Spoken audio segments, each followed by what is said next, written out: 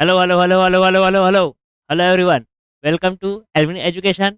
मैं हूं प्रमोद और हमने स्टार्ट किया था 12th क्लास के बच्चों के लिए कॉन्सेप्ट टेस्ट कोर्स, जिसके अंदर ऑलरेडी 4 चैप्टर्स हमने कवर कर लिया। फिजिक्स पार्ट 1 का हमने कवर किया, rotational dynamics and kinetic theory of gases. Physics part 2 का हमने कवर किया। ऐसा चैप्टर जो बच्चों को बहुत ज़्यादा टफ लगता है, तो उसमें चैप्टर था आपका magnetic field to electric current and electromagnetic induction, EMI.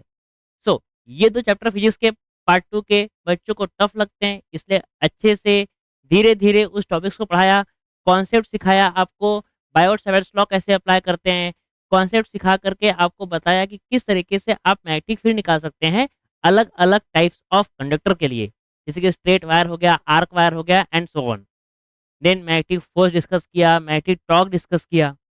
Then electromagnetic induction के अंदर के फैराडेज लॉ को डिस्कस करने के बाद में जितने भी आपके इंपॉर्टेंट डेरिवेशन होते हैं जो एग्जाम में एक्सपेक्टेड है आने के, वो सारे सारे डिस्कस किया। सो आई होप आप उन लेक्चर्स को प्रॉपरली देख करके नोट्स बनाए होंगे and you have cover all those chapters very carefully and अच्छे तरीके से आपने उसको प्रिपेयर कर लिया होगा। इस चैप्टर के अंदर में हम देखने वाले हैं मैग्नेटिक मटेरियल्स के बारे में। So your chapter number 11 magnetic materials, जिसे आज हम सिर्फ और सिर्फ एक ही वीडियो में कवर करेंगे। तो अभी बज रहे हैं रात के 12। जब तक ये चैप्टर खत्म नहीं होगा तब तक मैं रिकॉर्ड करता रहूँगा। उम्मीद करूँगा कि आप लोग भी इस चैप्टर को वन शॉट में ही देखेंगे। अगर आपको लग रहा है कि मैं बहुत स्लो पढ़ा रहा हूँ, तो you can just increase the speed of the video. 1.25 भी देखिए, 1.5 भी देखिए एंड जल्दी-जल्दी इस चैप्टर को कवर कर लीजिए। सो कॉपी निकालिए, हेडिंग लगाइए, मैग्नेटिक मटेरियल्स।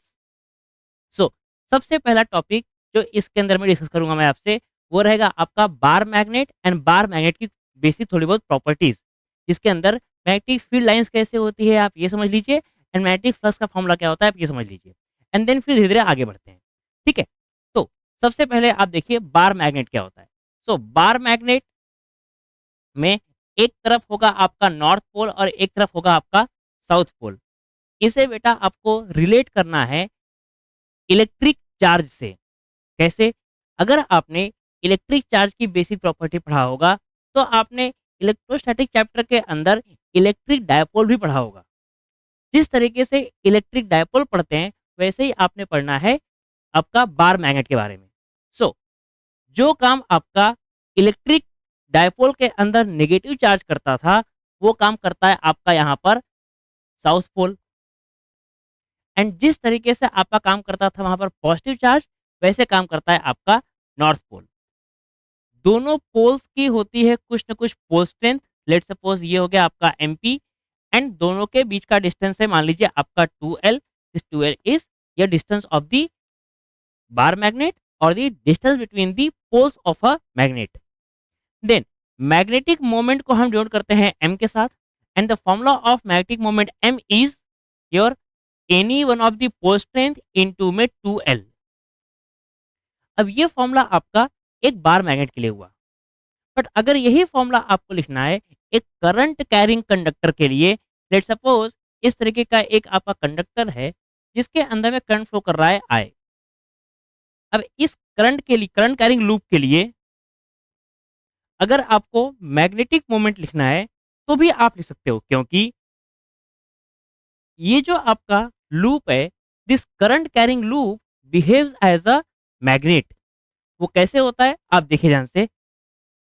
अगर आप यहाँ पर 2 लूप समझो और इस लूप के अंदर अगर आपका करंट क्लॉकवाइज घूम रहा है, तो उस पर्टिकुलर एंड से देखने पर आपको वो as a south pole appear होगा, क्योंकि साउथ पोल से इलेक्ट्रिक फील्ड लाइंस आपकी ओरिजिनेट हो गई, टर्मिनेट होती है, टर्मिनेट होगी नेगेटिव पे एंड पॉजिटिव से आपकी मैग्नेटिक फील्ड लाइंस ओरिजिनेट होगी। सो नॉर्थ से आपकी मैग्नेटिक फील्ड लाइंस ओरिजिनेट होगी एंड साउथ पे मैग्नेटिक फील्ड लाइंस आपकी टर्मिनेट होगी, क्योंकि नेगेटिव पोल जैसा बिहेव करता है, नेगेटिव चार्ज जैसा बिहेव करता है आपका साउथ पोल। एंड इलेक्ट्रोस्टैटिक्स के अंदर आपको पढ़ाया जाता है कि नेगेटिव चार्ज के लिए electric field lines are radially inward. Inward मतलब अंदर आना। तो यहाँ पर भी आप देखोगे तो जो भी आपके मैग्नेटिक फील्ड लाइंस रहेगी वो अंदर की तरफ जाएगी, किसमें? साउथ साउथ पोल में। एंड नॉर्थ पोल से ये लाइंस आपकी बाहर की तरफ निकलेगी, which will behave as a it will look like a radially outward. ठीक है यहाँ तक। अब आगे देखिए। सो क्या बोला मैंने, अगर आपका कोई एक करंट कैरिंग लूप है, तो करंट कैरिंग लूप के अंदर में क्लॉकवाइज में अगर करंट घूम रहा है तो आपको दिखेगा वो साउथ पोल जैसा, एंड अगर करंट आपका एंटी क्लॉकवाइज घूम रहा है तो आपको लगेगा वो नॉर्थ पोल जैसा। तो ये एस दिखाई दे रहा है, ये एन दिखाई दे रहा है, बिल्कुल आपका south pole and north pole. यहाँ पर करंट का डायरेक्शन है आपका एंटी क्लॉकवाइज। ठीक है यहाँ तक। देन आगे देखिए इसके बाद। सो मैग्नेटिक मोमेंट का फॉर्मूला यहाँ बनेगा आपका I इंटू में A, where I is a current flowing in the loop, current in the loop, and A is area of a loop, area vector of a loop. ध्यान रहेगा, I is current. So magnetic moment का आपका unit बनेगा इसका ampere, current मतलब ampere, and area मतलब metre square. So ampere metre square will be the unit of magnetic moment. अब magnetic field due to electric current का जो last अभी पढ़ाया था वो था आपका torque, torque acting on a current carrying loop placed in a uniform magnetic field. उसके अंदर अगर आपको याद होगा तो हमने डेरिवेशन निकाला था टॉर्क का, torque equals to m cross b या फिर एम बी साइन थीटा। अब इसी टॉर्क के फॉर्मूले को डिराइव करना है हमें, अगर एक बार मैग्नेट को रखा मैग्नेटिक फील्ड के अंदर तब। क्या बोल रहा हूं मैं, हमें निकालना है derivation of a torque acting on a bar magnet placed in a uniform magnetic field. तो लगाइए heading, torque, torque acting on a bar magnet, bar magnet placed in a uniform uniform magnetic field, uniform magnetic field. ध्यान से देखिए, सबसे पहले basic आपको कहानी लिखनी है, स्टेटमेंट्स लिखने हैं क्योंकि आपका ये डेरिवेशन है। तो लिखिए, consider a uniform magnetic field of strength be in which a bar magnet is placed as shown in the figure, where let's suppose this is your south pole and this is your north pole। चलेगा, या फिर इसको बोल दीजिए north pole, इसे बोल दीजिए south pole. जानबूझ के पोल्स को यहाँ पे चेंज कर रहा हूँ क्योंकि किताब में आपके डेरिवेशन बिल्कुल इसी तरीके से दिया हुआ है, एंड इसे आप रिलेट भी कर पाओगे आपके इलेक्ट्रिक डायपोल के साथ में। चलिए, नाउ अंडरस्टैंड, निगेटिव चार्ज जो भी आपका पॉजिटिव चार्ज होता है, जो कि यहाँ पर नॉर्थ पोल जैसा बिहेव कर रहा है, तो पॉजिटिव चार्ज को एक फोर्स फील होता है मैग्नेटिक फील्ड की डायरेक्शन में, and this force will be, जो भी आपका चार्ज है मतलब कि जो भी आपका पोल स्ट्रेंथ है एंड जो भी आपका मैग्नेटिक फील्ड है, तो pole strength into magnetic field will be your force. ये हो गया आपका एक force. Same force south pole में आपका मैग्नेटिक फील्ड के अपोजिट में एक्ट होगा। इसे बेटा रिलेट करिए प्लीज इलेक्ट्रिक चार्जेस के साथ, तो आपको हमेशा याद रहेगा। निगेटिव चार्ज को इलेक्ट्रिक फील्ड के अपोजिट में, पॉजिटिव चार्ज को इलेक्ट्रिक फील्ड के डायरेक्शन में। सेम तरीके से नॉर्थ पोल को मैग्नेटिक फील्ड की डायरेक्शन में एंड साउथ पोल को मैग्नेटिक फील्ड के अपोजिट डायरेक्शन में। ये हो जाएगा आपका पोल स्ट्रेंथ एमपी इनटू में मैग्नेटिक फील्ड बी, ये हो गया आपका force F. Let's suppose this is your length of the bar magnet which is 2L। ये हो गया इस बार मैग्नेट का सेंटर, और मैग्नेटिक मोमेंट आपका होता है साउथ से नॉर्थ की तरफ, जैसे इलेक्ट्रिक डायपोल में होता है निगेटिव चार्ज से पॉजिटिव चार्ज की तरफ। ये हो गया आपका मैग्नेटिक मोमेंट। तो आप ध्यान से देख पा रहे होंगे मैग्नेटिक फील्ड और मैग्नेटिक मोमेंट के बीच का एंगल है थीटा। ठीक है यहाँ तक, बढ़िया। चलिए, so now let's try to derive the derivation for the torque. Net torque, net torque acting on a body or in acting on a bar magnet will be tau 1 plus tau 2। tau 1 देखोगे, tau 1 पता क्या है बताइए, force into में perpendicular distance plus force into में perpendicular distance. Force यहाँ पर आपको मिल रहा है MP into b, pole strength into magnetic field into perpendicular distance plus pole strength into magnetic field into perpendicular distance. ये हो गया आपका tau net. Now see what is this perpendicular displacement और डिस्टेंस। अगर आप देख पा रहे हो तो अगर बेटा ये पूरा आपका 2L है तो यहाँ से यहाँ तक तो आपको मिलने वाला है सिर्फ और सिर्फ L डिस्टेंस, L लेंथ। और L लेंथ का परपेंडिकुलर आपको मिलेगा यहाँ पर, so perpendicular part will be sine. सो इस L का परपेंडिकुलर हिस्सा आपको मिलेगा L साइन थीटा। सिमिलरली यहां भी आपको मिलेगा ऐसे ही L sine theta.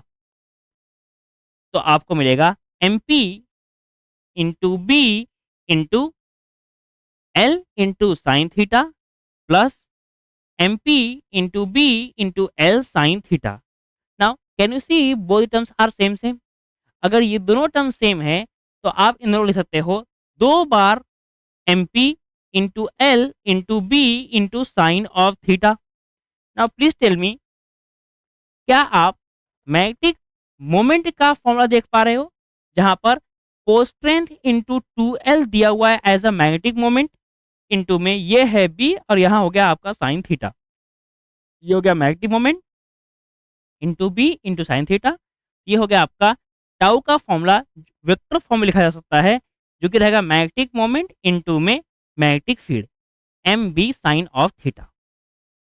I hope this is very simple, very clear. क्यों बताया आपको मैंने बेटा ये डेरिवेशन? क्योंकि यहाँ पर ये डेरिवेशन पोल स्ट्रेंथ के टर्म्स में डिराइव हो रहा है, जबकि previous chapter magnetic field due to electric current के अंदर जब हमने टॉर्क का निकाला था डेरिवेशन, उसके अंदर में एरिया ऑफ द लूप आया था। अगर आपने वो वीडियो नहीं देखा है जाकर के देखिए, उस वीडियो के अंदर में टॉर्क किस तरीके से निकालते हैं अच्छे से एक्सप्लेन किया हुआ है। अब इस चैप्टर के अंदर का सबसे इंपॉर्टेंट डेरिवेशन जिससे आप बहुत सारे एमसीक्यूज भी एग्जाम के अंदर देखते हो एंड 1 मार्क्स क्वेश्चन भी एग्जाम में आते हैं, जो कि है आपका potential energy. So put a heading potential energy on a bar magnet when when displaced from its mean position। अगर एक बार मैग्नेट को उसकी मीन पोजीशन से डिस्प्लेस करते हैं तो वो बार मैग्नेट अपोजिट डायरेक्शन में आने की कोशिश करता है। सो अगर वो अपोजिट डायरेक्शन में आ रहा है या फिर आने की कोशिश कर रहा है, इसका मतलब उस बार मैग्नेट के अंदर उस पर्टिकुलर मैग्नेटिक फील्ड के अंदर एक पोटेंशियल एनर्जी स्टोर हो गई थी। तो उसी पोटेंशियल एनर्जी का आपको निकालना है डेरिवेशन। चलिए ध्यान से देखते हैं कैसे होगा। मान लीजिए बेटा ये है एक magnetic field, uniform magnetic field. Let's suppose this is a magnetic field strength B। इसके अंदर में कोई एक बार मैग्नेट रखा हुआ है, लेट्स सपोज इस तरीके का। यहां पर सेम तरीके से ये हो जाएगा आपका साउथ पोल, ये हो जाएगा आपका नॉर्थ पोल। और यहां पर इस मीन पोजीशन जहां पर इसका एंगल थीटा नॉट था, इस थीटा नॉट पोजीशन से इसको मैंने रोटेट किया एंड रोटेट करके finally I brought it to the angle let's suppose theta. तो इनिशियल एंगल क्या है बेटा? Theta naught and final angle क्या है? थीटा। नाउ थोड़ा सा बेसिक कॉन्सेप्ट पे जाते हैं एंड समझते हैं कि आपका कभी भी एक पोटेंशियल एनर्जी डेवलप कैसे होती है। तो पोटेंशियल एनर्जी आपका तब डेवलप होता है जब आप कोई भी एक वर्क डन करके किसी भी एक ऑब्जेक्ट को डिस्प्लेस करो और उस डिस्प्लेस पोजीशन से अगर आपने उसको रिलीज किया तो वो अपनी वापस जगह पर जाएगा।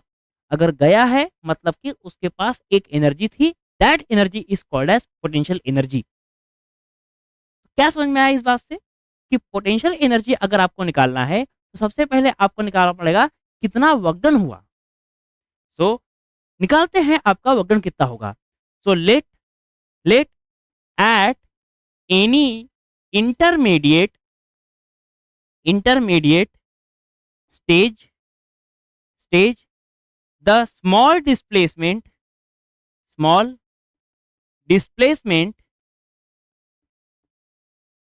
is d theta. अब डी थीटा डिस्प्लेसमेंट के लिए आपको करना पड़ेगा थोड़ा सा वक्रन, छोटा सा डिस्प्लेसमेंट छोटा सा वक्रन। सो छोटा सा वक्रन D W will be equal to tau into D theta. इसे बेटा कैसे करोगे याद? देखिए वक्रन का फॉर्मूला आप लोग बचपन में पढ़ते हैं, फोर्स इंटू में displacement.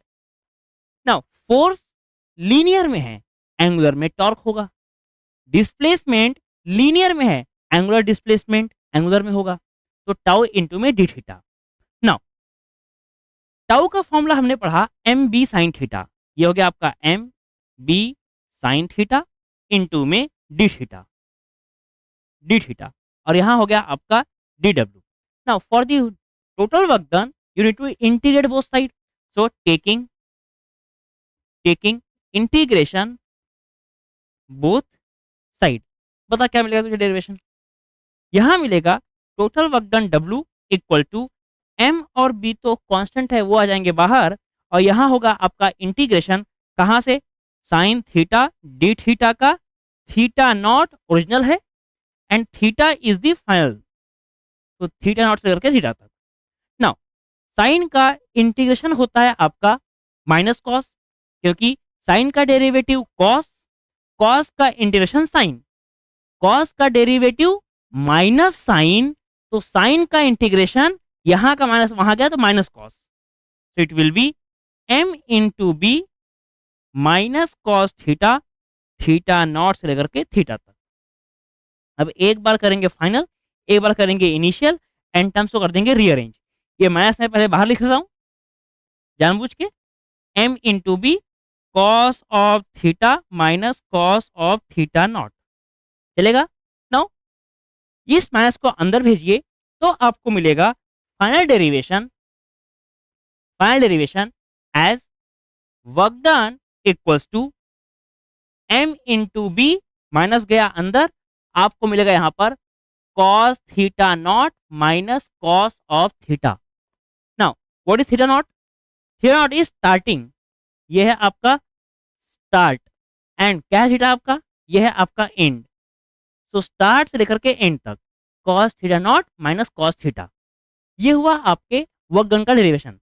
Now this work done is stored in the form of potential energy, यहां लिखेंगे this work done is stored in the form of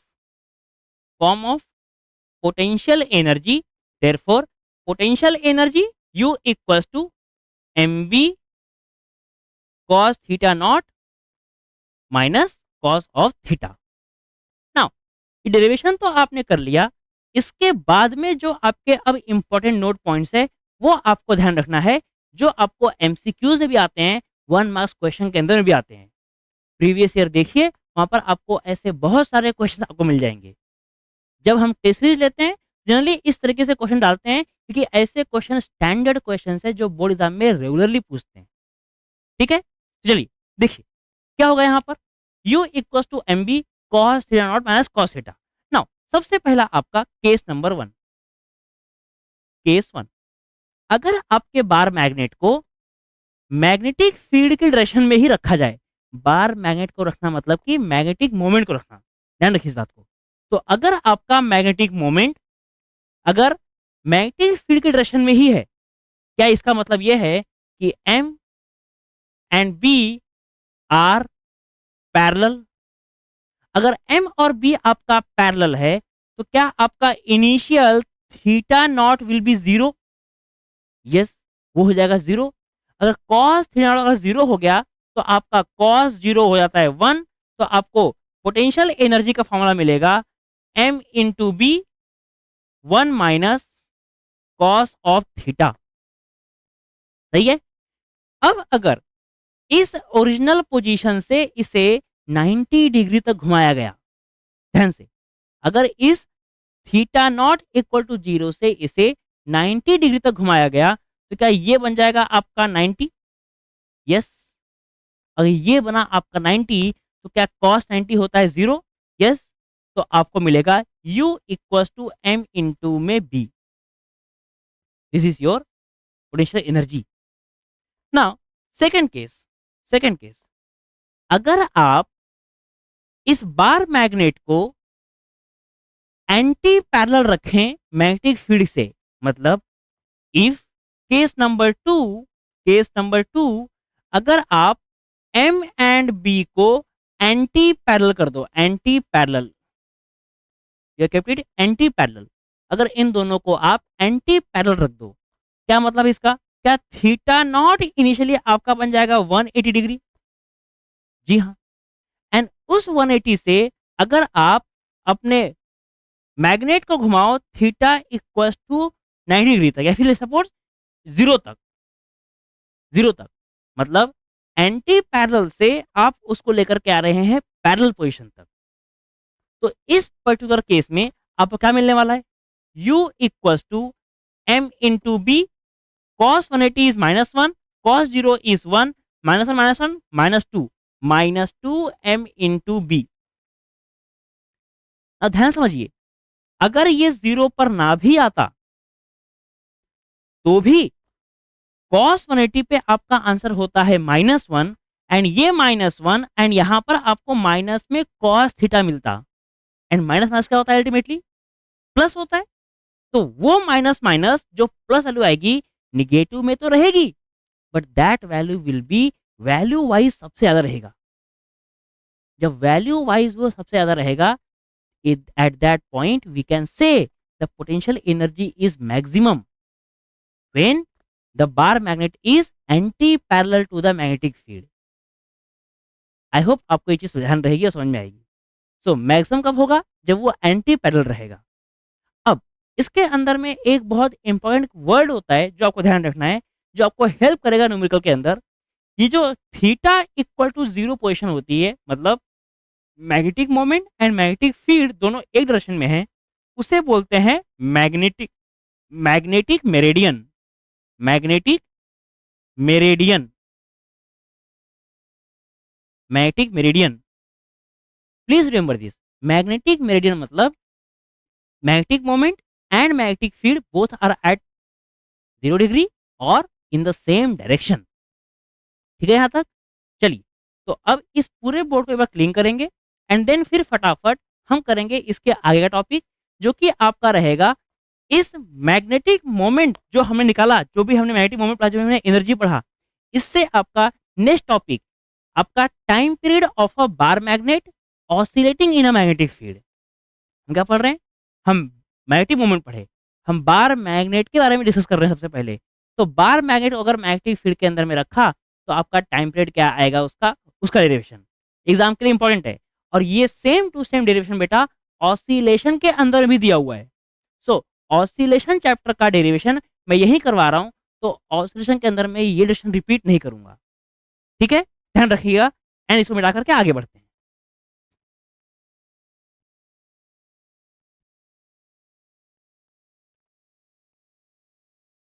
चलिए सुनाओ, put A heading, time period of a bar magnet, time period of a bar magnet in a magnetic field. से बड़ा ध्यान से देखना है। मान लीजिए एक बार मैग्नेट है इस तरीके का, साउथ एंड नॉर्थ, और इसको एक मैग्नेटिक फील्ड के अंदर ऐसे हमने रख दिया। ये आपके मैग्नेटिक फील्ड, इस बार मैग्नेट को एक रस्सी से बांध के ऐसे लटका दिया, इस तरीके से, ऐसे मान के चलो। लेट्स सपोज इस बार मैग्नेट को आप कोई एक एक्सटर्नल टॉर्क देकर के, क्या बोल रहा हूं, एक एक्सटर्नल टॉर्क देकर के, you are giving a external torque, जिससे आपने इस बार मैग्नेट को ऐसे रोटेट कर दिया उसकी इक्विलिब्रियम पोजीशन से। नाउ क्या होगा, इस बार मैग्नेट को अगर आप इसकी इक्विलिब्रियम पोजीशन से करोगे रोटेट, तो इस पे लगने वाला है एक restoring torque, this will be tau restoring, restoring. Now same to same oscillation chapter में जैसा आप पढ़ते हो रीस्टोरिंग फोर्स, वैसे ही होता है आपका रीस्टोरिंग टॉर्क। वहां क्या पढ़ा था? Force is proportional to displacement and this force and displacement are in opposite direction. तो एफ मिलता है आपको minus of k x. Same कर दो यहाँ कॉपी पेस्ट आपके टॉर्क के लिए। पता क्या मिलेगा? कोने में लिख दो यहाँ पे, कोने में tau restoring will be minus of C into में थीटा, फिर सी इज द कांस्टेंट। कोई दिक्कत? बढ़िया। नेक्स्ट यहाँ पर अगर आप जो एक्सटर्नल टॉर्क लगा रहे हैं, that external torque will be इस आई इंटू अल्फा। फर्स्ट चैप्टर में पढ़ते हैं रोटेशनल डायनामिक्स के अंदर। सो इन सभी डेरिवेशन को कंबाइन करिए एंड निकालिए आपका फॉर्मूला। ध्यान से देखो क्या आएगा। हम पढ़ते हैं आपका torque external, this will be equal to I into में alpha. This alpha is called as angular acceleration, angular acceleration. This angular acceleration is given as double derivative of displacement. यहाँ है आपका angular displacement D two theta by D T square. इसे यहाँ करोगे replace, आपको मिलेगा tau external equals to I into D two theta by D T square. इसका basic theory आपको टेलीग्राम के अंदर में जो चैनल है उसके अंदर में आपको मिल जाएगा इसकी नोट्स। हमारा चैनल है एल्विनाइट्स बाय एल्विन एजुकेशन, जहाँ पर हम सभी के सभी चैप्टर्स जो कवर करते जा रहे हैं उसके नोट्स डालते हुए जा रहे हैं। अदरवाइज आप अपनी कोई भी रेफरेंस कॉपी, कोई भी रेफरेंस नोट्स फॉलो कर सकते हैं, जहाँ पर इसकी थ्योरी आपको मिल जाएगी। ठीक है, चलिए then let's suppose this is your equation number 1। Now the restoring torque that will balance this particular magnet at a particular angle theta. तो इस रीस्टोरिंग टॉर्क का जो फॉर्मूला आएगा वो आपको मिलेगा restoring torque equals to minus C into theta. This is your equation number 2। ये दोनों के दोनों इक्वेशन आप कर सकते हैं कंबाइन, जहां पर आपको मिलेगा ये formula I into D two theta by D two square equal to minus C into theta. इसको भेजिए इस साइड, आपको मिलेगा D two theta by D T square plus I आ गया नीचे, तो C upon I into theta equal to 0। Now comparing with angular SHM's differential equation,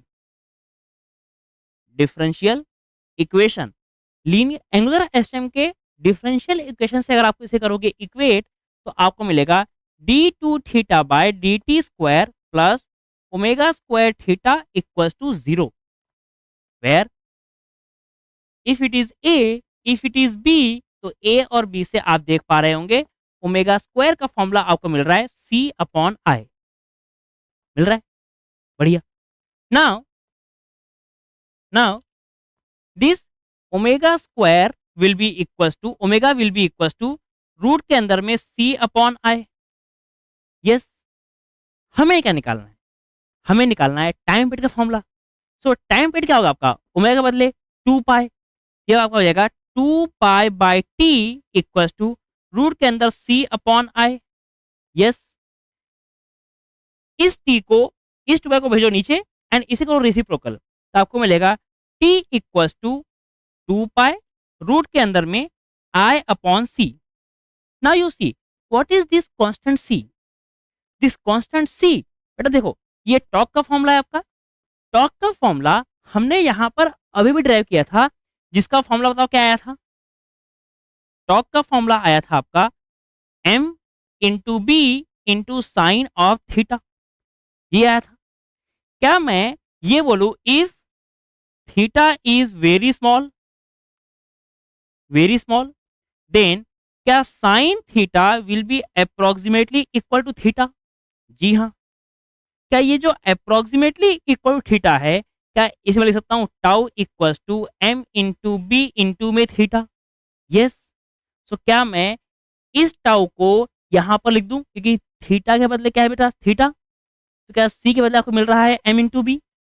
चाहो तो आप इसको पर्टिकुलरली लास्ट में कर सकते हो रिप्लेस, या फिर आप स्टार्टिंग में भी कर सकते हो, जहां भी आपको अच्छा लगे, जहां भी आपको याद आए। सही से याद रखोगे तो आपको स्टार्टिंग में कर दोगे मेंशन तो बेटर रहेगा। तो चलिए मैं यहीं पे कर देता हूँ स्टार्टिंग में आपको आपके लिए मेंशन। तो आपको यहाँ मिलेगा minus M into B into theta equation number 2, इसे 2 मान लो। बेटा यहाँ पे क्या आएगा आपको बताओ, एम इंटू बी आ जाएगा, आराम से आ जाएगा।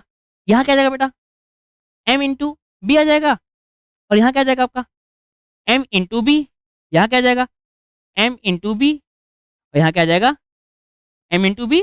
एंड द फाइनल डेरिवेशन में आपको मिलेगा यहाँ पर आई अपॉन में M into B. Now exam के अंदर सिर्फ और सिर्फ फॉर्मूला लिखने के लिए आ सकता है 1 मार्क्स के लिए। जब भी आपको कोई भी एक फॉर्मूला बोले कि ये फॉर्मूला लिख के दिखाओ, तो इसमें इन्वॉल्व सभी टर्म्स को आप करेंगे नेम। जैसे आई क्या है, करंट नहीं है, मोमेंट ऑफ इनर्शिया है। अब रॉड के लिए सेंटर से मोमेंट ऑफ इनर्शिया क्या होता है, इसके लिए ऑलरेडी एक वीडियो बनाया हुआ है मोमेंट ऑफ इनर्शिया का 15 मिनट का, रोटेशनल डायनामिक्स चैप्टर के अंदर में। अगर उसको देखिए आपको बार मैग्नेट के साथ साथ बाकी सभी ज्योमेट्रीज के फॉर्मूले भी याद हो जाएंगे। ठीक है। देन एम क्या है, एम मास नहीं है बेटा, it is your magnetic moment, magnetic moment. And this B is magnetic field. इसके अंदर एक बहुत ही स्पेशल क्वेश्चन है, जिसके अंदर बार मैग्नेट का लेंथ मिलता है, बार मैग्नेट का ब्रेड्थ मिलता है, और बार मैग्नेट का हाइट मिलता है, this height H, L B H. Bar magnet का तीनों डायमेंशन आपको दिया जाता है। अब ये क्वेश्चन बहुत ही कंफ्यूज करता है। तो अगर आपको इस क्वेश्चन को सॉल्व कैसे करते हैं, इसका सॉल्यूशन कैसे होता है, अगर आपको चाहिए तो आप कमेंट में लिखेंगे कि सर इस क्वेश्चन को प्लीज सॉल्व करवा दीजिए, then we will definitely make a video for the solution of this particular question. ये बहुत इंटरेस्टिंग क्वेश्चन है, क्योंकि रॉड के अंदर में हम हमेशा मोमेंट ऑफ इनर्शिया फॉर्मूला बड़े सिंपल सा पढ़ लेते हैं, क्योंकि मैं बता देता हूँ एम एल स्क्वायर बाय 12 होता है सेंटर के अबाउट। बट अगर आपको उसने एल बी एस दे दिया, तो फिर आप कौन सा डायमेंशन लोगे, एल लोगे, बी लोगे, एच लोगे, या फिर एल और बी दोनों लोगे, कैसे लोगे? तो वो वीडियो आपको हम बनाएंगे जब आप कमेंट करेंगे कि सर हमें उसका वीडियो चाहिए। ठीक है, फिर आगे बढ़ते हैं। चलिए, ये हो गया आपका टाइम पीरियड का फॉर्मूला, किसके लिए, बार मैग्नेट के लिए, अगर वो एक मैग्नेटिक फील्ड में इस तरीके से कर रहा है oscillate. Now this is the important derivation which is required to be done for your this year's exam। पता नहीं क्यों, बट ऐसे अनटच्ड टॉपिक एग्जाम में आएंगे, ऐसा मुझे फील होता है, क्योंकि सिलेबस हो रहा है आपका धीरे धीरे पुराना। आई होप ये आपको समझ में आया। नाउ इसके आगे का आपका नेक्स्ट टॉपिक रहेगा ओरिजिन ऑफ मैग्नेटिज्म, जिसके लिए ये थोड़ा सा मिटाते हैं एंड देन फिर करते हैं।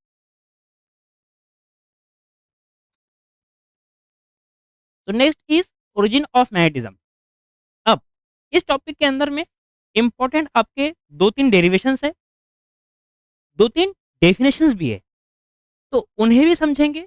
तो आप हेडिंग लगाइए ऑर्बिटल मैग्नेटिक मोमेंट और the derivation of orbital magnetic moment. ठीक है, ध्यान से समझने की कोशिश करिए। बेटा ओरिजिन ऑफ मैग्नेटिज्म का मतलब ये होता है, हमने ये तो पढ़ लिया कि एक लूप के अंदर अगर करंट फ्लो करे तो उसके आसपास मैग्नेटिक फील्ड होती है जनरेट, जिसमें नॉर्थ पोल दिखाई देता है और साउथ पोल दिखाई देता है, depending upon the direction of the weaving, जहां से देख रहे हैं। बट असलियत में समझो कि ये जो आपका लूप के अंदर करंट घूम रहा था, ये करंट आया कहां से? असलियत में करंट तो होता है rate of flow of charge, और एक एटम के अंदर में मूविंग चार्ज कौन सा होता है? इलेक्ट्रॉन। मतलब असलियत में इलेक्ट्रॉन के मूव करने के कारण करंट डेवलप होता है। हाँ, ये इलेक्ट्रॉन घूमता कहाँ है? किसी न किसी एक फिक्स्ड ऑर्बिट के अंदर। बिल्कुल सही। तो वो एक ऑर्बिट मान लीजिए ये है जिसका रेडियस है small R. Small R is the orbit of the radius of the orbit. इस ऑर्बिट के अंदर कोई एक इलेक्ट्रॉन है जो कि इस तरीके से आपका यूनिफॉर्म सर्कुलर मोशन परफॉर्म कर रहा है। अगर बेटा इलेक्ट्रॉन इधर घूमेगा तो करंट आपका आएगा इस तरफ, this will be your current. Now what we know, we know the magnetic moment is current into में एरिया। यहां पर ये आपको करंट मिलेगा I equal to D Q by D T, मतलब कि rate of flow of charge. यहां पर आपका चार्ज क्या है बेटा, कौन कर रहा है फ्लो, इलेक्ट्रॉन कर रहा है flow. So this current I will be electron upon में, इट इज या यूनिफॉर्म सर्कुलर मोशन, तो डी टी के बदले आपको मिलेगा टाइम पीरियड टी। बहुत बढ़िया। सो हम लिख सकते हैं, और ये आपका मैग्नेटिक मोमेंट किसी भी एक इलेक्ट्रॉन का किसी एक पर्टिकुलर ऑर्बिट के लिए है, तो हम बोल सकते हैं it is a orbital magnetic moment MORB। It will B I into में ए, आई के बदले E upon T, E upon T. ना हम पढ़ते हैं वेलोसिटी का फॉर्मूला एज डिस्टेंस और डिस्प्लेसमेंट अपॉन में टाइम। बढ़िया। सो बेटा व्हाट इज डिस्टेंस, यहां पर क्या आपका ये गोल घूम के 2 पाई आर कवर करेगा, बिल्कुल करेगा। तो 2 pi R is your distance, time period is T, तो टी को वहां भेजेंगे, वी डालेंगे नीचे, तो T equal to 2 pi R upon में वी। इसे तो यहाँ पे, तो आपको मिलेगा ऑर्बिटल मैग्नेटिक मोमेंट का formula as E upon 2 pi R upon V into में एरिया। ना what is area, area is pi R square, तो एरिया का हो जाएगा पाई इंटू आर का स्क्वायर। ना पाई से पाई कैंसल, एक आर से एक आर कैंसल, वी आया ऊपर की तरफ, तो बेटा क्या मिला, एम ऑर्बिटल आपको मिला E into V into R, E V R upon में 2। This is the formula for orbital magnetic moment, E V R upon में 2। इंपॉर्टेंट है for numerical, important for numerical, ठीक है यहां तक। देन ऑर्बिटल मैग्नेटिक मोमेंट आपने निकाल लिया, बट इससे जुड़े हुए अब दो बहुत इंपॉर्टेंट टर्म्स है। एक का नाम है बोहर्स मैग्नेटॉन और एक का नाम है गायरो मैग्नेटिक रेशियो। तो सबसे पहले हम डिस्कस करेंगे क्या होता है आपका गायरो मैग्नेटिक मैग्नेटिक रेशियो। तो पहले मैं कराऊंगा डेरिवेशन, देन अब आपको मैं बताऊंगा इसका स्टेटमेंट क्या होता है, जिसे आप अपने नोट्स पे लिख लेंगे। देखो क्या है ध्यान से, ये जो आपका ऑर्बिटल मैग्नेटिक मोमेंट है, इसे ई वी आर अपॉन में 2 जो आपको मिला, इसे बेटा अगर इसमें अगर ऊपर नीचे मास ऑफ इलेक्ट्रॉन से कर दूं मल्टीप्लाई, इसे किया है मास ऑफ इलेक्ट्रॉन से मल्टीप्लाई, तो ध्यान से बता क्या एंगुलर मोमेंटम का फॉर्मूला होता है, angular momentum L equal to होता है M we are.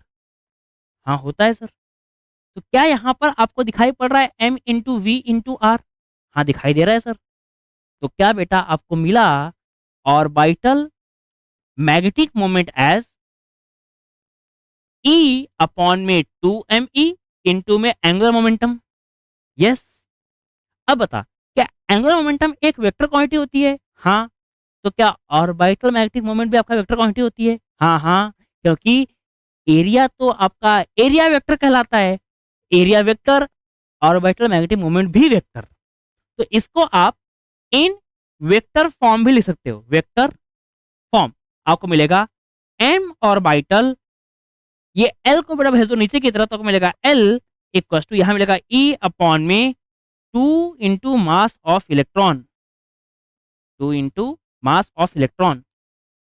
Now this is the derivation which gives you gyro magnetic ratio.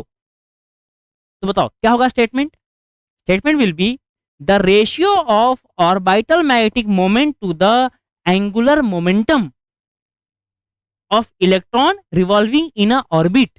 Is called as gyromagnetic ratio. फिर से बोलता हूं, ratio of orbital magnetic moment to the angular momentum is called as gyromagnetic ratio. फिर यहां तक। अब आपके लिए बेटा एक होमवर्क है, इस पर्टिकुलर चीज के अंदर में आप इलेक्ट्रॉन का वैल्यू करेंगे पुट, जो कि होता है 1.6 ten to the power -19 coulomb. Mass of electron करेंगे पुट, एंड इसका निकालेंगे आप लोग फाइनल आंसर। फाइनल आंसर, अच्छा what is mass of electron? It is 9.1 ten to the power -31 kg। चलेगा? तो mass of electron and electron value करेंगे put and करेंगे कैलकुलेशन, एंड जो भी आपका गायरोमैग्नेटिक रेशियो का फॉर्मूला आंसर आएगा वो आप यहाँ पे लिखेंगे एंड बताएंगे मुझे कमेंट के अंदर पे, सर ये आंसर आया है इसका। चलेगा यहाँ तक? बढ़िया। देन नेक्स्ट अब करते हैं आपका बोहर्स मैग्नेटॉन। सो बोहर्स ने एटॉमिक थ्योरी के अंदर 3 पोस्टुलेट दिए थे। उसका सेकंड पोस्टुलेट आपका था the angular momentum Bohr's magneton. Bohr's magneton, तो क्या बोला बोहर्स ने? बोहर्स ने कहा था कि the angular momentum associated with an electron is integral multiple of मतलब कि n integral multiple of h upon 2 pi, where n is 1 2 3 and so on. क्या बोल रहा हूं मैं? Angular momentum is integral multiple of h upon 2 pi. ये किसका नाम था, किसका लॉ था? पोस्टुलेट था बोहर्स का। तो बोहर्स के पोस्टुलेट को अगर आप यहां पर करो पुट L के बदले, तो आपको मिलेगा ऑर्बिटल मैग्नेटिक मोमेंट का एक नया फॉर्मूला। देखो क्या आता है, m orbital will be e upon 2me into L के बदले आपको मिलेगा n इंटू h अपॉन में 2 pi. Now m orbital equals to n into e into h, 2 2 जा 4 pi into me। Now for first orbit में आपका n का answer हो जाएगा 1, तो आपको मिलेगा orbital magnetic moment for the first orbit as e into H upon 4 pi me। अब this particular orbital magnetic moment for the first orbit is called as Bohr's magneton. Bohr's magneton, ध्यान रहेगा। अब again ई का value यहां से, M E का value यहां से, और एच का वैल्यू होता है आपका 6.6 ten to the power -34 joule second. इसको आप करेंगे यहां पर put, all this value you put here, calculate you are using the log table and tell me in the comment box कि बोहर्स मैग्नेटॉन का आंसर क्या आया। चलेगा यहां तक? तो ये हुआ आपका डिस्कस ओरिजिन ऑफ मैग्नेटिज्म के अंदर में आपका orbital magnetic moment, gyromagnetic ratio, and then Bohr's magneton. All these topics are very important for your exam. एक मार्क्स के क्वेश्चन या फिर 2 मार्क्स के क्वेश्चन, डेफिनेशन के अंदर में आपको ऐसे क्वेश्चन बहुत बार पूछता है और पूछ सकता है। आई होप इस टॉपिक को आप अच्छे से प्रिपेयर करेंगे एंड अपने नोट्स में लिख के रखेंगे। चलेगा? बढ़िया। तो अब इसके बाद में हमें पढ़नी है 5 डेफिनेशंस। तो पांचों डेफिनेशन को यहां पर मैं लिखता हूं हेडिंग लगा करके, एंड देन उस डेफिनेशन को एक्सप्लेन करेंगे जिससे आप प्रॉपरली अपने नोट्स में मेंशन करोगे। ठीक है? चलिए, now put heading 5 important definitions. सबसे पहली डेफिनेशन है आपकी मैग्नेटाइजेशन की। मैग्नेटाइजेशन डिनोट करते हैं इसको हम लोग कैपिटल M से। देन दूसरा होता है मैग्नेटिक इंटेंसिटी। मैग्नेटिक इंटेंसिटी अभी बोल देता हूं बेटा, मैग्नेटिक इंटेंसिटी और मैग्नेटिक फील्ड स्ट्रेंथ दोनों अलग अलग टर्म है। Magnetic field strength denoted by B. Magnetic intensity is denoted by H. Although B and H are proportional, but field strength अलग है और magnetic intensity अलग टर्म है. Then third term is magnetic susceptibility. susceptibility जिसे करते हैं हम लोग ऐसे डिजाइन वाले एक्स के साथ. डिजाइन वाला एक्स मतलब इसका एक्चुअल नाम है चाय, CHI. क्या ये? CHI, chi. ध्यान रहेगा. Then next fifth definition is magnetic permeability. Magnetic permeability, mu, and then last, sorry ये फोर्थ है बेटा, एंड ये हो जाएगा आपका fifth. Fifth is relative permeability. Permeability इसे करते हैं हम लोग डिनोट म्यू आर से. ठीक है, ध्यान से देखिए. सबसे पहले लिखिए मैग्नेटाइजेशन क्या होता है. Magnetisation is the ratio of, लिखिए नोट्स के अंदर में, magnetisation is the ratio of net magnetic moment to the volume of the magnetic material और the volume of the substance. Net magnetic moment to the volume. Magnetic moment is a vector quantity, that is why magnetation is also a vector quantity. So magnetation क्या होता है आपका? एक vector quantity होती है. लिखिए इसका क्या बनेगा यूनिट. देखिए मैग्नेटिक नेट मैग्नेटिक मोमेंट का फॉर्मूला आपका यूनिट होगा एम्पियर मीटर स्क्वायर. ये आई इंटू ए होता है. वॉल्यूम होता है आपका मीटर क्यूब. स्क्वायर से क्यूब कैंसल, आपको मिला एम्पियर पर मीटर.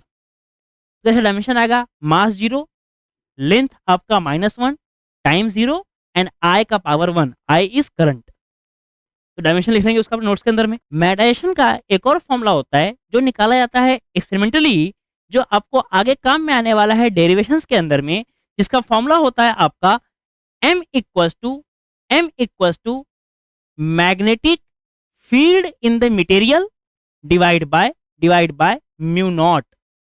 ध्यान रखना इसको, m का फॉर्मूला. देखिए m के अंदर में मैग्नेटिक फील्ड मटेरियल का रहेगा, एंड देन जब आप फॉर्मूला बनाएंगे यहाँ पर किसी भी एक वैक्यूम के अंदर के लिए, तो यहाँ आपको मिल जाएगा h, क्योंकि आपको फॉर्मूला आने वाला है नेक्स्ट नंबर में मैग्नेटिक इंटेंसिटी के अंदर. So the formula of magnetic intensity h is magnetic field strength in the vacuum to the permeability of a free space और द वैक्यूम. तो h है तो बी नॉट, m है तो bm upon में mu not. m में m, ध्यान रखने के लिए आपको आसान रहेगा. एक और फॉर्मूला आपका आता है एक्सपेरिमेंटली h का ही, जो कि होता है आपका n इंटू में i. तो formula h equals to n into में i. ये इंपॉर्टेंट है, ध्यान रखिएगा. देन नेक्स्ट मैग्नेटिक इंटेंसिटी का भी यूनिट आपका एम्पियर पर मीटर ही होता है, एंड डायमेंशन इसका मास नहीं है, लेंथ हो जाएगा -1, टाइम नहीं है, एंड करंट हो जाएगा इसका आई का पावर 1 या फिर आई ए का पावर 1. जो बोलना है वो बोल दीजिए. A is for the ampere. Then comes the magnetic susceptibility. क्या होता है? Magnetic susceptibility is the ratio of magnetisation to the magnetic intensity m/h. क्या है ये? Ratio of magnetisation to the magnetic intensity. now देखिए क्या दोनों का डायमेंशन सेम ही है? हाँ सेम है.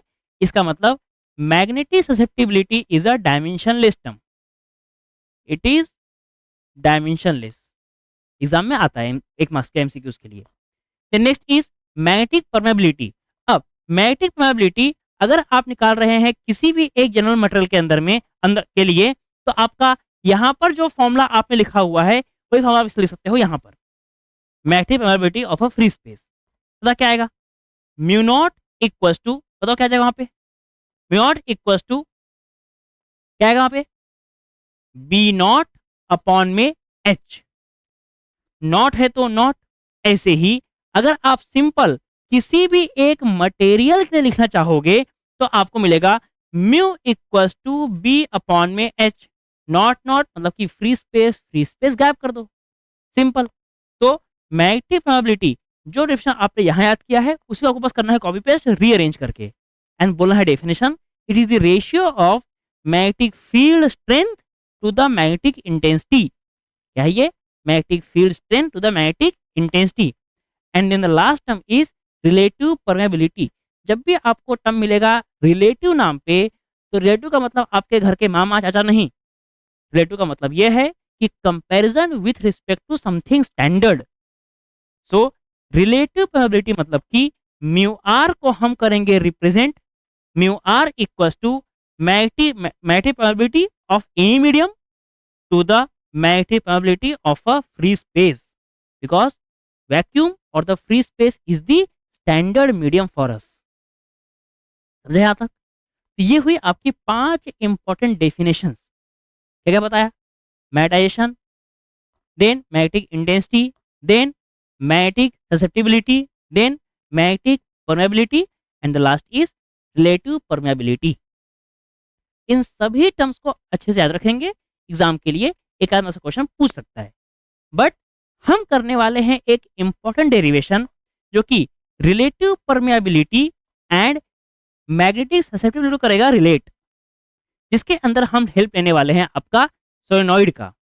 ठीक है, तो इसे अगेन क्लीन करेंगे एंड देन लगाइए आप लोग heading relation between relative permeability and magnetic susceptibility.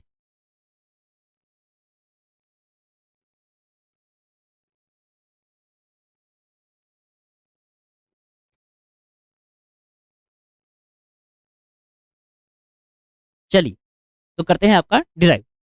Now let us consider a solenoid kept in a free space. So solenoid के अंदर में आपका एक मैग्नेटिक फील्ड जनरेट होगा जो कि रहेगा आपका वैक्यूम के अंदर, ये कहलाएगा आपका B naught. And let a magnetic material is kept inside this solenoid. तो इस सोलेनॉइड के अंदर आपका मैग्नेटिक फील्ड आएगा, let suppose B M. So the net magnetic field will be sum of magnetic field of a solenoid in a free space and magnetic field inside the material Bm। अब बेटा यहां पर आपको लिखवाया था दो definition और दो फॉर्मूले एक्सपेरिमेंटल रिलेशन के बेस्ड पे, दोनों सिमिलर फॉर्मूले यहाँ पे लिखे रखे कोने में।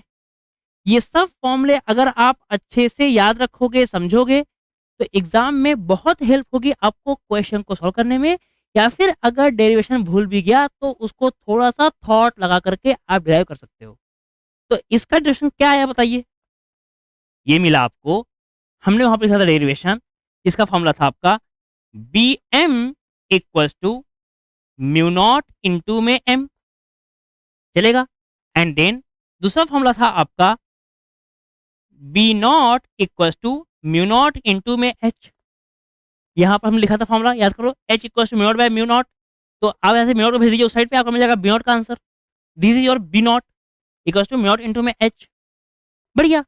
अब क्या करो, बी एम और बी नॉट के बदले यहाँ पर लिख दो इन दोनों फॉर्मूले को, तो आपको मिल जाएगा derivation B equals to mu naught into में एच प्लस में म्यू नॉट इंटू में एम। बढ़िया। यहाँ से दोनों तरफ से आप निकाल लीजिए म्यू नॉट को कॉमन, अब यहाँ पे आपको मिलेगा H plus M, H plus M. Now tell me, क्या हमने पढ़ा magnetic susceptibility is defined as magnetization to the magnetic intensity? हाँ, तो क्या यहाँ से आपको मिल सकता है m इक्वल्स टू चाई इंटू एच? जी हाँ, तो इसे कर दो यहाँ रिप्लेस, बता क्या मिलेगा answer?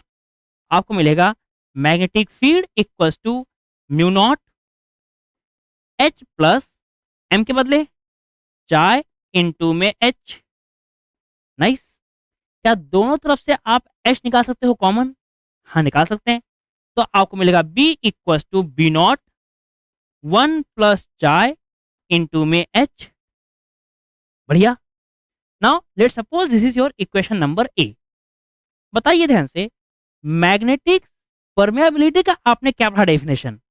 Magnetic magnetic permeability, permeability is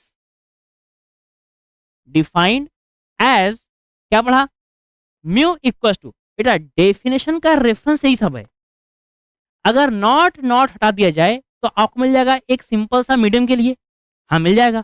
तो magnetic permeability of any medium is equal to magnetic field upon में एच। यस, तो क्या मैं यहां पर बोल सकता हूं magnetic field of any material will be equal to mu into में एच, इक्वेशन नंबर बी। क्या ए और बी हम दोनों कर सकते हैं आपके इक्वेट? हाँ कर सकते हैं। तो बताइए क्या म्यू के बदले आपको यहां पर दिखाई दे रहा है mu naught 1 + yes, mu equal to on comparing A and B, पता क्या मिल रहा है, mu equal to mu naught 1 + now tell me, ये गया म्यू नॉट नीचे की तरफ, तो आपको मिलेगा म्यू अपॉन में म्यू नॉट इक्वल टू 1 + हाँ मिल गया। क्या ये magnetic permeability of any medium divide by magnetic permeability of a free space है? हाँ, तो क्या ये आपकी डेफिनेशन नंबर 5 है? यस, तो magnetic permeability relative magnetic permeability is 1 + very important derivation, 1 marks का एमसीक्यूज भी पूछ सकता है, 1 मार्क एमसीक्यूज ऑल्सो। तो म्यू आर इक्वल टू 1 + ये हो गया आपका एक इंपॉर्टेंट डेरिवेशन इस 5 डेफिनेशन को यूज करके। सही है यहाँ तक? बढ़िया। तो अब आपका हमने ये सारा डेरिवेशन कर लिया। अब इस चैप्टर का एक सेकेंड लास्ट आपको बचा हुआ है इंपॉर्टेंट, जो कि होता है आपका मैग्नेटिक मटेरियल्स के नाम पे। एक्चुअल चैप्टर का क्या नाम है? Magnetic material. तो मैग्नेटिक मटेरियल के अंदर में 3 मटेरियल हमें पढ़ने हैं, जो कि एक होता है आपका डायमैग्नेटिक मटेरियल, दूसरा होता है आपका पैरामैग्नेटिक मटेरियल और तीसरा होता है आपका फेरोमैग्नेटिक मटेरियल। तो इन तीनों मटेरियल के बारे में बेसिक बेसिक जानकारी आपको देते हैं, एंड देन फिर इसी वीडियो के अंदर में आपको साइड में हम यहाँ लगा देंगे एक स्क्रीनशॉट, जिसके अंदर में डाई, पैरा एंड फेरो तीनों का डिफरेंस बिटवीन रहेगा। तो उस डिफरेंस बिटवीन को आप अच्छे से कर लेंगे। ठीक है, तो पहले हम तीनों की प्रॉपर्टी समझते हैं अच्छे तरीके से। चलिए, सो सबसे पहला आपका होता है डायमैग्नेटिक मटेरियल। क्या होता है? डायमैग्नेटिक मटेरियल, ध्यान समझना बेटा। Diamagnetic material. अब ऐसा कोई एक मटेरियल, थोड़ा ध्यान समझो, पहले पेन रोकिए, लिखना बंद करिए, पहले से सुन लीजिए अच्छे से, बाद में लिखने के लिए आपको डिफरेंस बिटवीन चीजें आपको मिल जाएगी लिखने के लिए। ठीक है, सुनो ध्यान से पहले। डायमैग्नेटिक मटेरियल ऐसे मटेरियल होते हैं जो जो अगर इन्हें देखा जाए तो इनके जो नेट मैग्नेटिक मोमेंट्स होते हैं, जो आपके ऑर्बिटल मैग्नेटिक मोमेंट्स होते हैं हर एक एटम के, वो नेट मैग्नेटिक मोमेंट आपका 0 होता है। क्या बोला? The net orbital magnetic moment और the net magnetic moment of a diamagnetic material is 0। अब अगर डायमैग्नेटिक मटेरियल, इस मटेरियल का नेट मैग्नेटिक मोमेंट ही 0 है, तो क्या इसका मैग्नेटाइजेशन, ध्यान से, the definition of magnetisation is net magnetic moment to the volume of substance. यही है, अगर नेट मैग्नेटिक मोमेंट ही इसका 0 रहा तो क्या इसका मैग्नेटाइजेशन 0 होगा? हाँ। What is the basic meaning of magnetization? Magnetization means ability to become magnetised.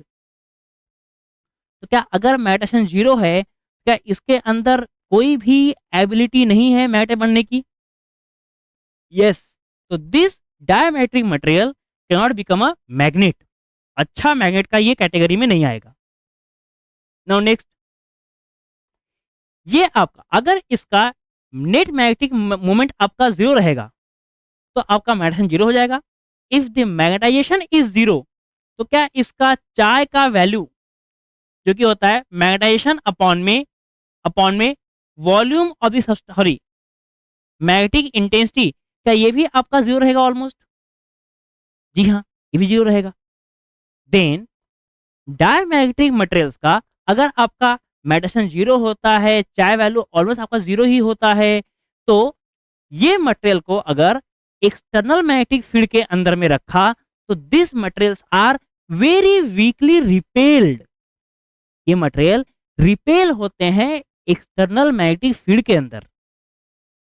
अब अगर ये मटेरियल वीकली रिपेल होंगे मैग्नेटिक फील्ड के अंदर में, तो क्या इसका मैग्नेटिक ससेप्टिबिलिटी जो कि क्या होता है mu R equals to 1 plus chi, this value is zero और वेरी स्मॉल वेरी निगेटिव।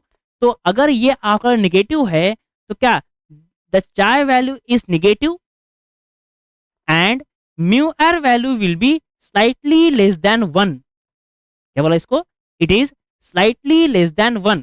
चाय mu R value is slightly less than 1 and chi value is negative, very छोटा, बहुत छोटा रहता है। देन नेक्स्ट, ये हो गया आपका diamagnetic material. Then paramagnetic material क्या होता है? पैरामेट्रिक मटेरियल के अंदर में जो भी आपके paramagnetic para magnetic material, parametric material का क्या होता है? पैरामेट्रिक मटेरियल के अंदर में जो भी आपके डायपोल्स रहते हैं वो रहते तो हैं, बट अगर एक छोटे से वॉल्यूम के अंदर देखोगे तो ये आपके थोड़े बहुत रैंडमली अरेंज होने के कारण ये एक स्मॉल वॉल्यूम में जीरो रहता है, बट इसके अंदर में बहुत थोड़ा मैग्नेटिक मोमेंट रहता ही है। अब अगर थोड़ा सा मैग्नेटिक मोमेंट है तो इसके अंदर मैग्नेटाइजेशन मतलब कि मैग्नेटिक मटेरियल बनने की एबिलिटी भी रहेगी, तो मैग्नेट बन सकता है ये। Secondly, the chi value will be very small but positive side में, तो वेरी स्मॉल बट पॉजिटिव।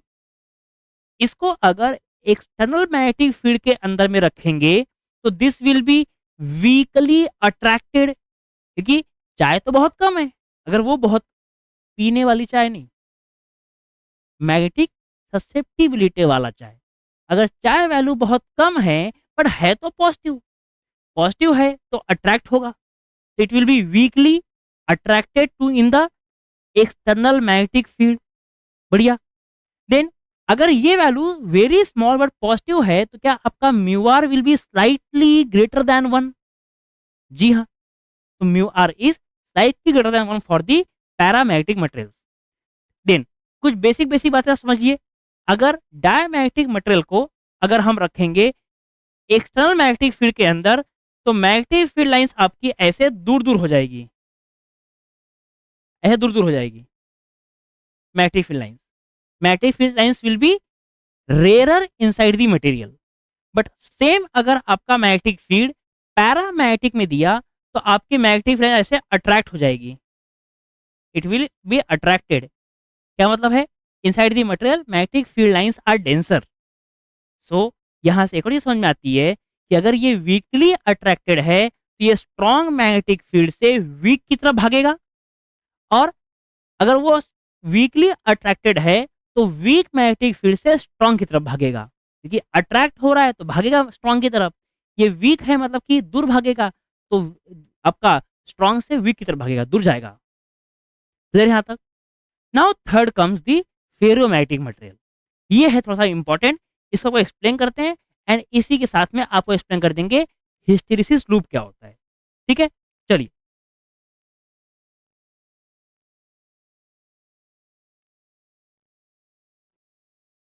चलो अब देखते हैं आपका फेरोमैग्नेटिक मटेरियल क्या होता है। फेरोमैग्नेटिक मटेरियल ध्यान से देखो। फेरोमैग्नेटिक मटेरियल एक ऐसे मटेरियल्स होते हैं जिसके स्मॉल रीजन्स के अंदर, ऐसे स्मॉल स्मॉल रीजन्स के अंदर में जितने भी आपके मैग्नेटिक डायपोल्स रहेंगे, जितने भी आपके मैग्नेटिक डायपोल्स रहेंगे, वो सारे डायपोल्स एक पर्टिकुलर डायरेक्शन में अलाइन रहते हैं। क्या बोला? In a small region the magnetic dipoles are align in a particular direction,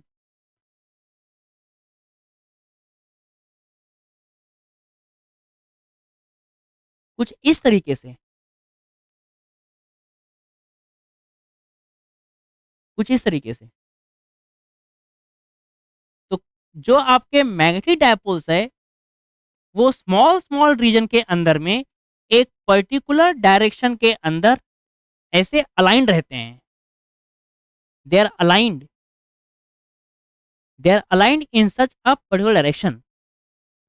तो क्या है, the ferromagnetic materials are such a materials in which the magnetic moments are aligned in a particular direction in a small region. These small regions are called as domains. क्या बोलते हैं इनको, domains. और exam के अंदर domain theory of ferromagnetic material बहुत बार पूछता है, तो इसे अच्छे से प्रिपेयर करके रखिएगा। ठीक है, क्या है ये आपका डोमेन्स। डोमेन्स क्या है, स्मॉल रीजन जिसके अंदर मैग्नेटिक मोमेंट्स आपके अलाइंड रहते हैं एक पर्टिकुलर डायरेक्शन के अंदर।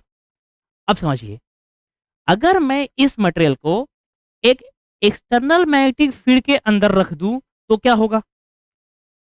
लेट्स सपोज इसे हमें रख दिया एक एक्सटर्नल मैग्नेटिक फील्ड के अंदर, तो जितने भी आपके डायपोल्स इस मैग्नेटिक फील्ड के डायरेक्शन में आ सकते हैं, वो सारे के सारे मैग्नेटिक फील्ड के डायरेक्शन में ऐसे अलाइन हो जाएंगे। क्या हो गया, जितने डायपोल आपके आड़े तिरछे थे, ऐसे थे, ऐसे थे, कुछ ऐसे थे, ये सब धीरे धीरे धीरे धीरे अलाइन होना शुरू हो जाएंगे मैग्नेटिक फील्ड की डायरेक्शन में। मस्त। अब अगर ये सभी के सभी आपके डायपोल्स मैग्नेटिक फील्ड के डायरेक्शन में अलाइन हो गए, तो क्या आपका इसके अंदर में एक स्ट्रॉन्ग मैग्नेटाइजेशन आ जाएगा। यस। तो magnet this material will become strongly magnetized. तो क्या इसका M M capital M magnetization value will be very high. Yes. Now if you will remove this magnetic field, तो सारे के सारे पोल्स तो आपके वापस अपनी ओरिजिनल पोजीशन में जा नहीं पाएंगे। और अगर अपनी ओरिजिनल पोजीशन में नहीं जा पाएंगे, मींस इस मटेरियल के अंदर मैग्नेटाइजेशन रिमेन रह जाएगा, बचा हुआ रह जाएगा, गायब नहीं होने वाला। So such materials are very strongly attracted in a uniform magnetic field और आपका non uniform magnetic field.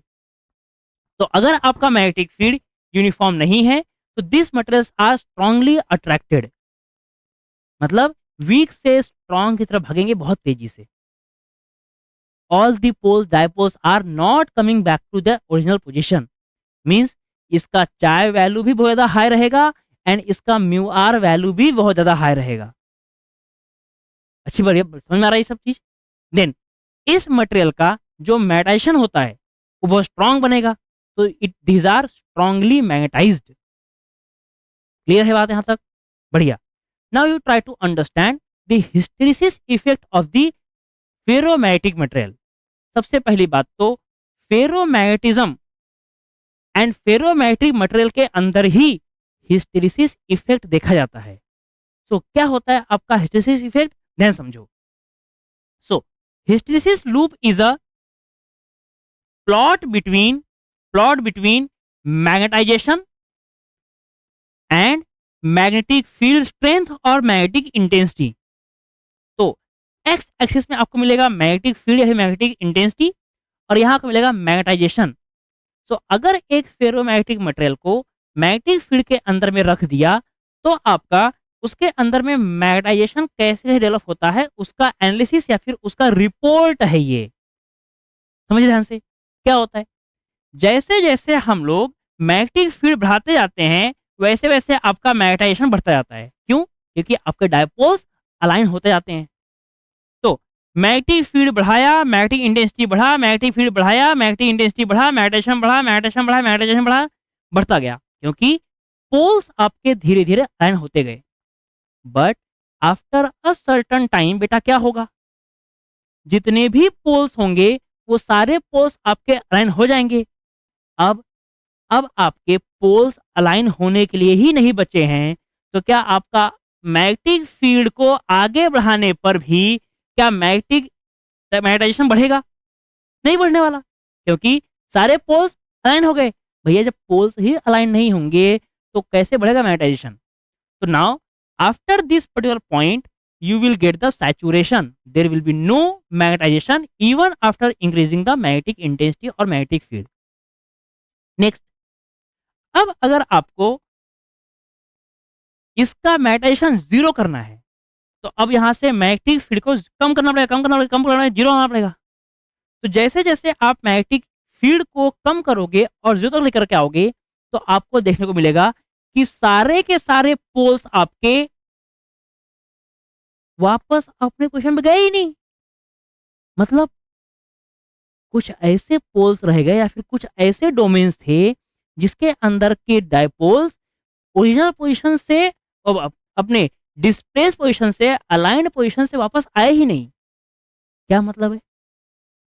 Magnetic field को जीरो करने पर भी यहां पर मैग्नेटिक फील्ड आपका हो गया जीरो, बट अभी भी आपका कुछ ना कुछ मैग्नेटाइजेशन यहां बचा हुआ है। This particular value is called as retentivity. क्या बोलते हैं इसको? रिटेंटिविटी, क्योंकि यहां पर मैग्नेटाइजेशन अभी भी रिटेन्ड है। तो क्या होता है retentivity? Retentivity is the value of magnetization even after making the magnetic field zero. यह है आपका रिटेंटिविटी। अब अगर आपको इसका मैग्नेटाइजेशन जीरो करना है तो अब मैग्नेटिक फील्ड की डायरेक्शन को आपको पलटी मारना पड़ेगा, मैग्नेटिक फील्ड को आपको रिवर्स करना पड़ेगा। तो जब आप रिवर्स करोगे मैग्नेटिक फील्ड को तो आपका ये जो वैल्यू रहेगा मैग्नेटाइजेशन का वो आएगा धीरे धीरे नीचे की तरफ और यहां हो जाएगा zero. Now here the magnetization is zero but you see the magnetic field is in now negative value, in negative but not zero, is not zero. ये निगेटिव में है बट जीरो हुआ है क्या? नहीं। This particular value of negative magnetic field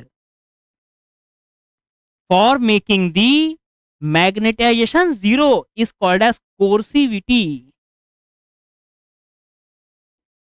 क्या बोलते हैं इसको?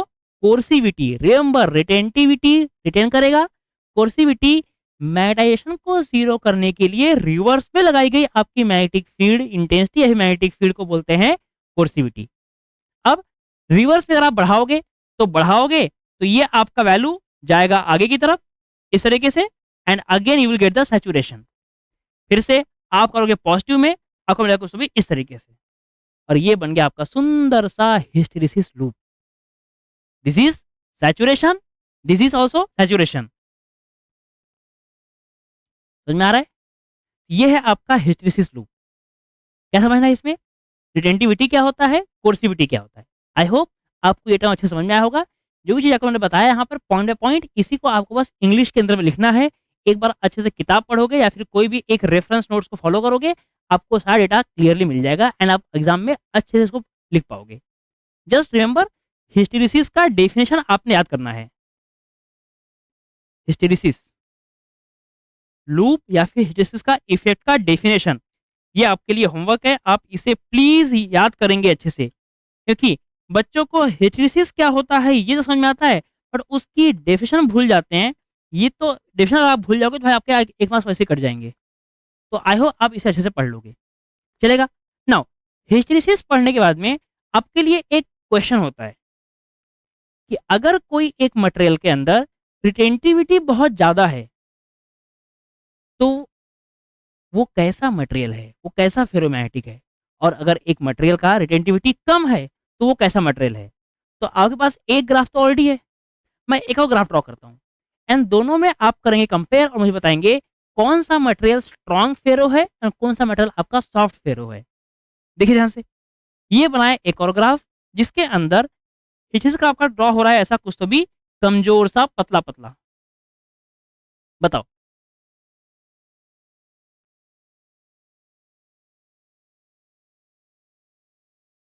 ये इस तरीके से कुछ, चलिए बढ़िया, ये हो गया आपका फिगर बी, ये हो गया आपका फिगर ए। बताओ मुझे फिगर ए और फिगर बी में से कौन सा मटेरियल आपका स्ट्रॉन्ग फेरो है?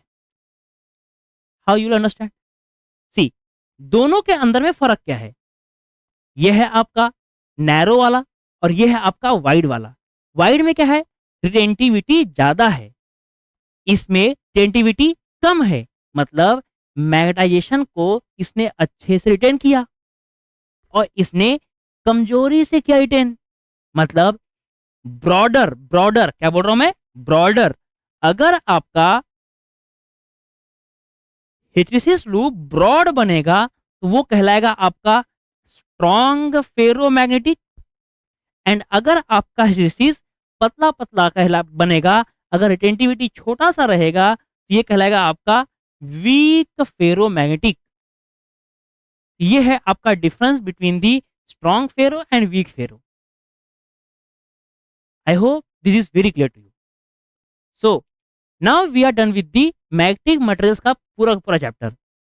ये लेक्चर वन शॉट लेक्चर था जिसके अंदर में मैग्नेटिक मटेरियल्स के अंदर के सारे इंपॉर्टेंट कॉन्सेप्ट्स आपको पढ़ा दिए गए।